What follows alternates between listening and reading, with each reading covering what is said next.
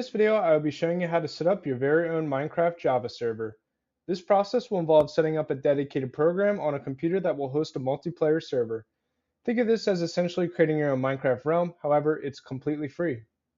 To start, you'll want to navigate to the official Minecraft website I have linked below and click the Minecraft server download link. Once downloaded, you should see a new file appear called server.jar. To keep things organized, I'm actually going to create a new folder called Minecraft Server in which we'll put that jar file within.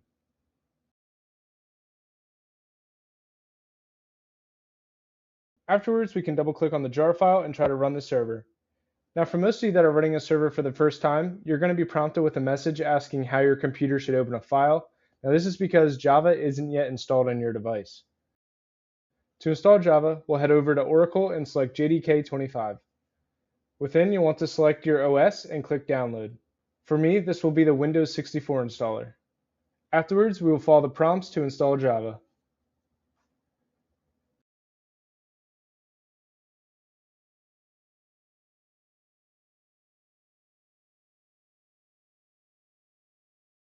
Now that Java is installed, we will try to run this jar file again. If done correctly, this should create a few new files within the servers folder. Alright, once all the files are present, we'll go ahead and open up this eula file in Notepad. Here we will change this false value to equal true and then save the file. For context, all this means is that you read their terms and services, which we totally did. From here, we will run the server.jar file again, which should create another folder called world and then automatically open up the server's UI. With that, your Minecraft server is officially up and running.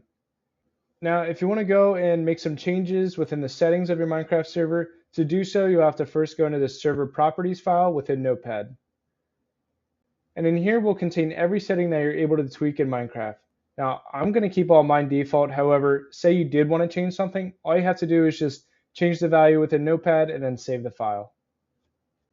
So now that your server is running, the last step is going to be connecting to it from within Minecraft.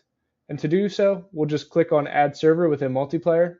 If this server is running on the same device you are playing Minecraft on, then you can actually go ahead and type localhost within the server address and connect.